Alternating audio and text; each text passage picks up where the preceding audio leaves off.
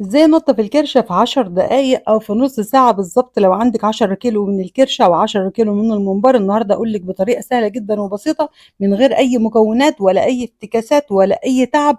والنهاردة هجيبلك كذا طريقة كده لتنظيف الممبار. عايزة اقولك الممبار بجد سهل جدا جدا، ولو عندك 10 كيلو هتقدري تنضفيهم في 10 دقايق بالظبط. كل سنة وانتم طيبين بمناسبة عيد الأضحى المبارك، ونعاد علينا وعليكم الأيام بالخير يا رب. وإن شاء الله السنة الجاية في نفس اليوم نكون مع بعض برضو، ونكون حالنا أفضل وأفضل كلنا يا رب. كل ما نتمنى ربنا يحققه لنا يا رب. دعوة حلوة كده لأختكم أم هنا من مصر، دعوة حلوة من القلب ولكم بالمثل إن شاء الله. ربنا يتقبل منا ومنكم صالح الأعمال يا رب العالمين. وما تنسوش بعض من صالح الدعاء. لازم ندعي لبعض في ظهر الغيب عشان ربنا سبحانه وتعالى يستجاب مننا كلنا، وإن شاء الله كلنا نحقق كل اللي بنتمناه. هنمسك كده المنبر، هنسمي الله ونصلي على رسول الله عليه أفضل الصلاة والسلام. بس ما تنسينيش بلايك الجميل منك وشير للفيديو لو عجبك الفيديو، وإن شاء الله الفيديوهات كلها هتعجبكم. وكمان كومنت حلو كده بدعوة حلوة من القلب زي ما انا قلت لكم. دعوة حلوة لاختكم ام هنا من مصر.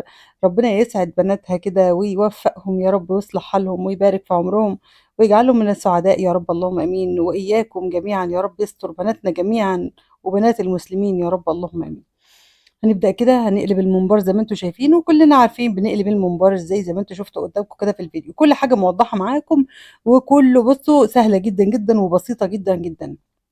أنا عاملة كذا طريقة على القناة لتنفيذ أو تنظيف الممبار والكرشة بطريقة سهلة جدا. بجد بجد لازم تتفرجي على الفيديوهات دي، هتستفادي منها كتير جدا ومش هتلاقي أي ريحة. وكمان عاملة طريقة طبيخ الكرشة أو طهي الكرشة جميلة جدا جدا وطريقة سهلة جدا. وكلنا طبعا عارفين بنحشي الممبار ازاي.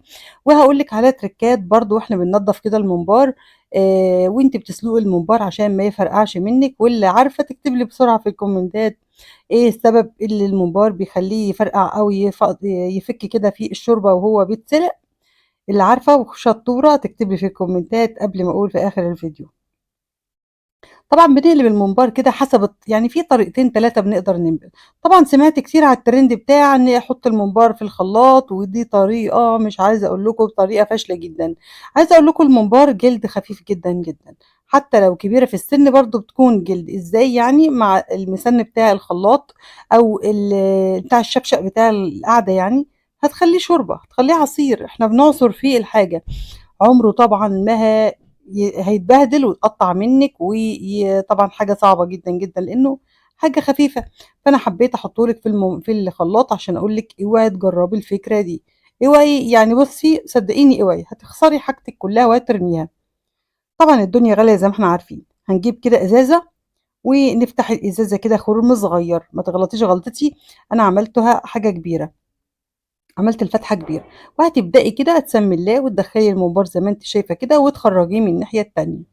في الوقت ده كده الممبار هيعمل ايه؟ الفتحة دي هتكحت معاكي الممبار. شايفة؟ مش بالراحة خالص، حتى لو لقيتيه صعب شوية معاكي تبدئي تشديه بالراحة مرة واتنين وتلاتة. شايفة اللي خارج من الممبار؟ عايزة اقولك طريقة سهلة جدا وبسيطة وكمان حلوة. طريقة حلوة. بس هي الغلطة عندي إن أنا فتحت الإزازة فتحة شوية كبيرة. نُص الإزازة التاني هنرميه؟ لأ، هنمليه شوية مَيّة كده وهاقول لِك برضه تنضّفي بيه الممبار إزاي. هتحطيه كده وتبدئي إيه، حاطة إيدِك زي ما أنتِ شايفة بالضبط كده وتكحتي الممبار. لو عندِك حلة وليها مثلًا سِن كده أو ليها مثلًا حرف، هتعملي نفس الحركة دي على الحلة. هاوريكِ دلوقتي اللي طالع من الممبار. ده طبعًا كيلو من الممبار حبيت أجرّبه معاكم في التصوير، لكن بقية الممبار أنا هانضّفه كده مع نفسي. شايفين اللي نازل من الممبار؟ شايفين؟ أهو. شايفين؟ والله النتيجة ممتازة بجد. هي إزازة عندِك. طبعًا أنا باعمل معاكِ الأفكار كده على السريع، بضهر السكينة برضه في ثانية، أهو زي ما أنتِ شايفة. هيطلّع كل اللي في الممبار. طبعًا الممبار لازم تجيبيه يكون بقري. حاولي تجيبيه صغير في السن، يعني الممبار لو كبير في السن ما تجيبيهوش. هيكون تخين شوية معاكِ، وكمان هياخد وقت في السوا وهيبهدلِك وتيجي تاكليه كمان بعد ما تسويه تحسّي إن هو بيشد معاكِ كده مش بيقطم زي الخيار، لأ، هيضايقِك. عايزة أقول لِك ممكن تعمليه بحرف السكينة اللي أنتِ بتقطعي بيه أو بضهر السكينة. طبعًا بحرف السكينة زي ما أنتِ شايفة أهو، وبينزّل كل اللي فيه قدّامِك أهو. شايفة بقى بسم الله ما شاء الله اللهم بارك بقى زي القشطة. في ثانية، في ثانية. طبعًا أنا عشان أنا إيدي متعودة عليه أو عارفة هو باعمله إزاي.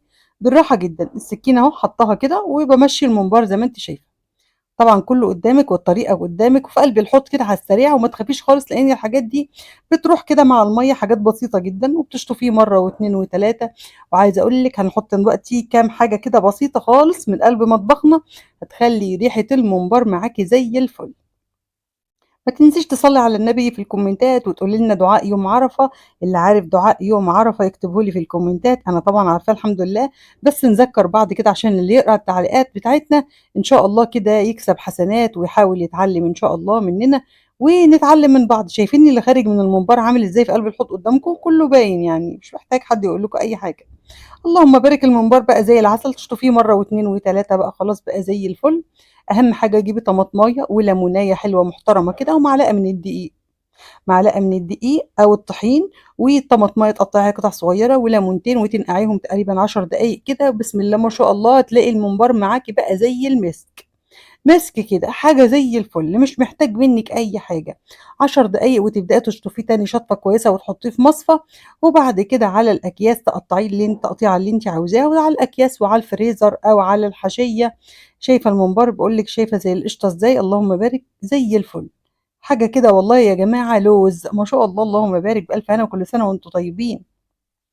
يالّا ندخل بقى على الكبيرة، ندخل بقى على الكبيرة اللي في ناس كتير مننا بتخاف منها، ناس كتير بتخاف في تنضيف الكرشة، ناس كتير فعلًا ده طبيعي وأنا كنت منكم على فكرة.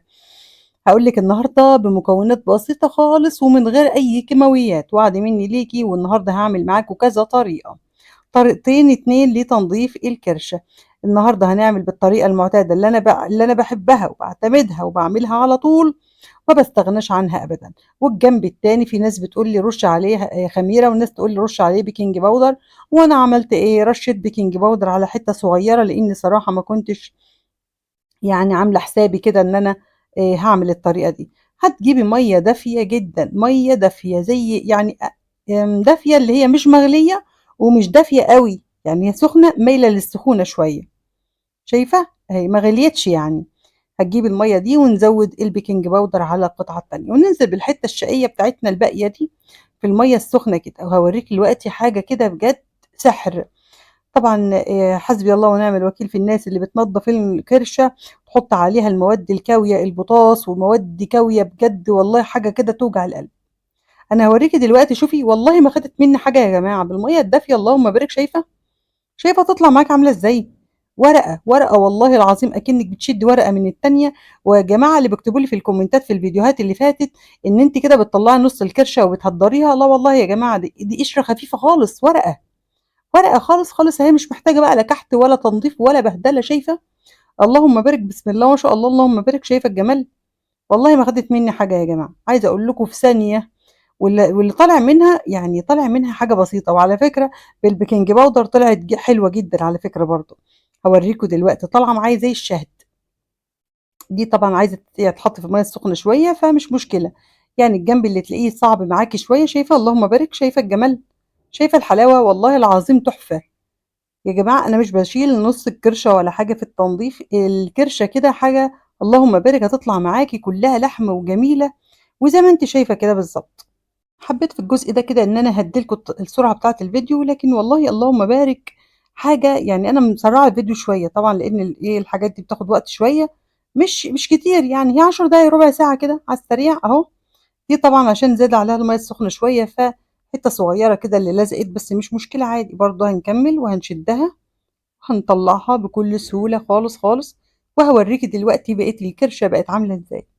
حاجة كده قشطة، اللهم بارك، وكلّها لحمة أهي يا جماعة، لحمة فين الناس اللي بتقول أنتِ بتقطّعيها وبتطلّعيها كلّها أهي، ما شاء الله اللهم بارك كلّها لحمة وزي الفل. حاجة والله كده لوز، اللهم بارك بقت قشطة، ريحتها بقت حلوة جدًا، جدًا، جدًا من غير أي حاجة. هتغسليها بقى كويس جدًا وأهم حاجة إيه، الليمون. الليمون ده يا جماعة بُصّي سحر في التنضيف بتاع الكرشة، والممبار وتنضيف الزفر والحاجات دي كلّها.